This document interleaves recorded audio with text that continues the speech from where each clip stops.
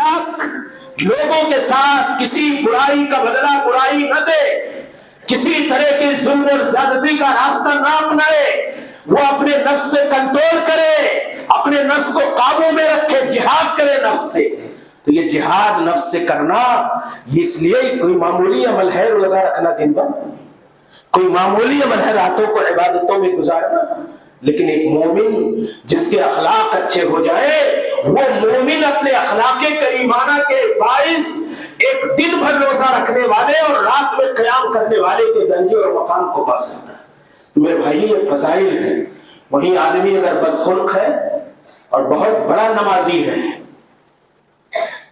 ظالم ہے، پڑوسی کو ستا رہا ہے، اپنے کمزوروں کے ساتھ غیر اسلامی اور غیر اخلاقی رویہ اپنا رہا ہے، بدخلقی کا اعلیٰ ترین مظاہرہ کر رہا ہے سماج اور سوسائٹی میں زیادتی کی شکل میں، تو کہا اس کی نمازیں، اس کی نیکیاں، اس کا حج، اس کا صوم، اس کا صلاۃ، ہاں اس بدخلقی کی بنیاد پر اللہ رائگاں بھی کر سکتا ہے۔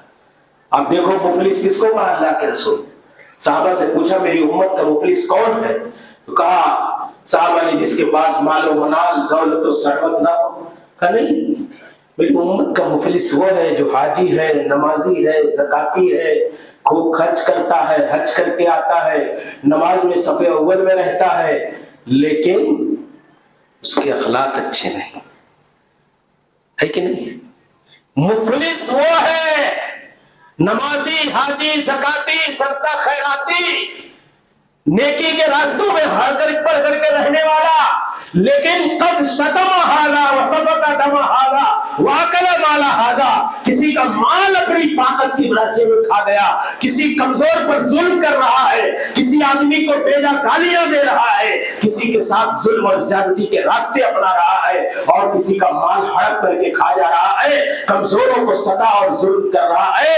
اللہ کے رسول نے کہا میری امت کا مفلس وہ ہے، ہاں اس کے مظالم کے گناہ ہاں اس آدمی کے جو ہے اس کی نیکیوں کو کھا جائیں گے۔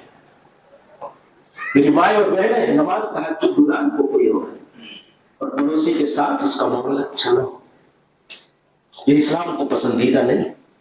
میرے بھائیوں، جہاں نمازیں ہماری درست، جہاں ہمارا حج درست، جہاں ہماری عبادتیں، میرے نوجوانوں آج کیا حال ہے؟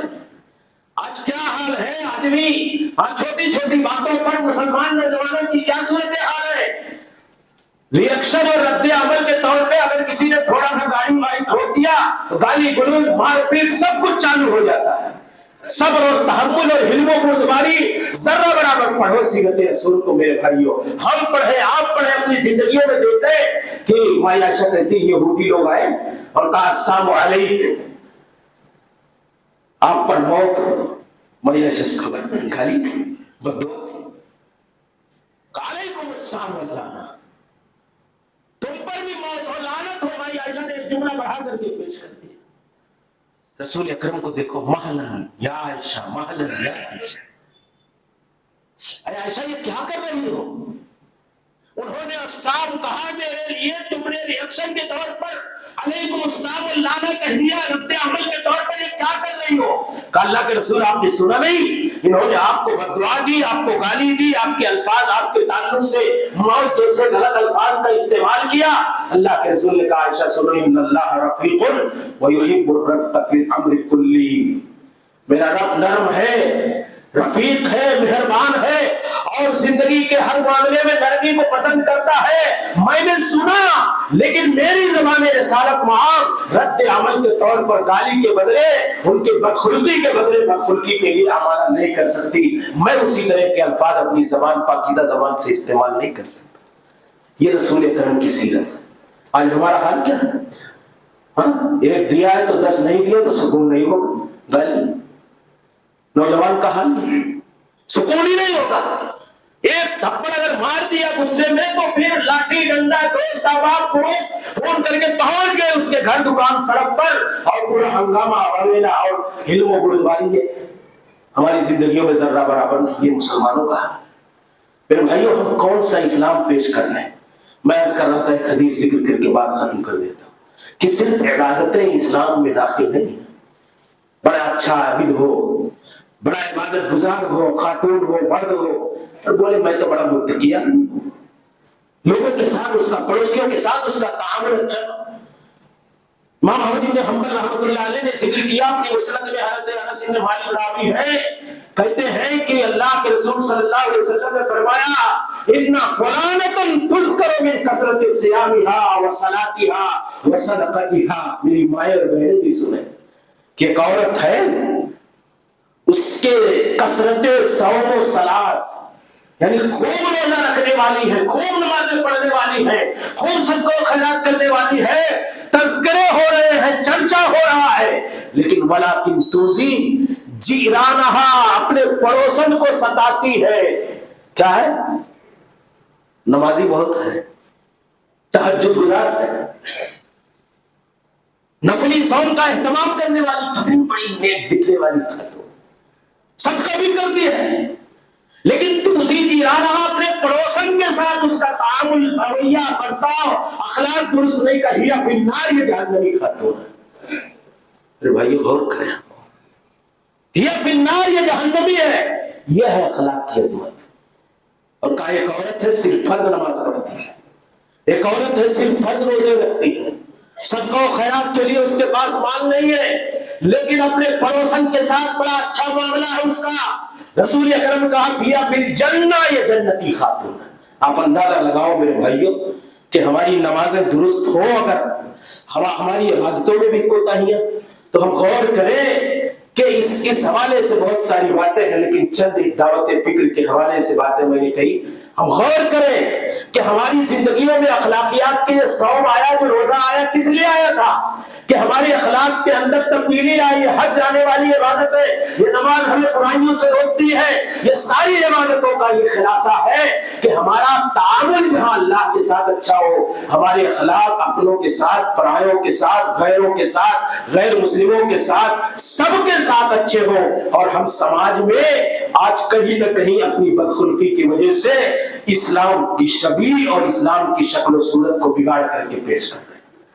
ہمیں ضرورت ہے اس بات کی کہ اسلام جو سچا اور اصل اسلام ہے، جو عملی اسلام ہے، ہم اپنے کردار اور اخلاق سے انسانیت کے سامنے اس اسلام کو پیش کریں۔ آج ہمارے بارے میں جو غلط فہمیاں اور غلط اوہامات اور غلط پروپیگنڈے پھیلائے جاتے ہیں، کہیں نہ کہیں ہماری بدخلقیوں کا اس میں دخل ہے۔ یعنی فاتح سندھ محمد ابن قاسم جب آئے سندھ سے، تو اسی گجرات پر جب وہاں سے جانے لگے، تو ان کا مجسمہ بنا کر کے لوگ پوجا کر رہے تھے۔ کیوں؟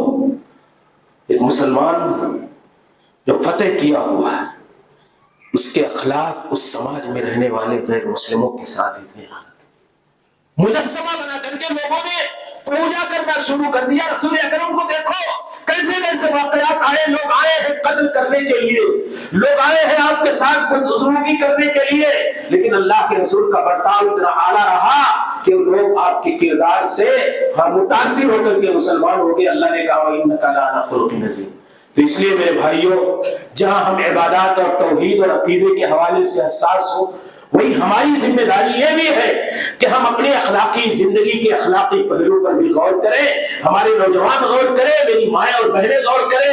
ایک بیوی کا ایک شوہر کے ساتھ اخلاق کیا ہونا چاہیے، ایک شوہر کا ایک بیوی کے ساتھ، بچوں کے ساتھ، پڑوسیوں کے ساتھ اور سارے لوگوں کے ساتھ ہم جانیں، سیرت پڑھیں امہات المومنین کی، رسول گرامی کی، صحابہ کرام کی، اور اپنی زندگیوں میں لانے کی کوشش کریں۔ اللہ جل شانہ سے دعا ہے کہ اللہ العالمین ہم سب کو دین کے تمام پہلوؤں کو سچائی کے ساتھ سمجھنے اور ان پر عمل کرنے کی توفیق عطا فرمائے۔ اللہ ہمیں اپنے عقائد و عبادات کے ساتھ ساتھ اپنے اخلاق و معاملات کی بھی درستگی کی توفیق عطا فرمائے۔ اللہ ہمیں اپنے اخلاق کی اصلاح کی توفیق عطا فرمائے۔ اللہ ہمیں سماج اور سوسائٹی میں بہترین اخلاق کریمانہ پیش کرنے کی توفیق عطا فرمائے۔ اللہ رب العالمین دنیا جہان میں جہاں کہیں مسلمان مجبور مقہور ہیں، اے اللہ اسلام اور مسلمانوں کی مدد فرما، اے اللہ اسلام اور مسلمانوں کی حفاظت فرما، اے اللہ اسلام اور مسلمانوں کو اس دنیا میں عزت و غلبہ کے ساتھ رہنے کی توفیق عطا فرما۔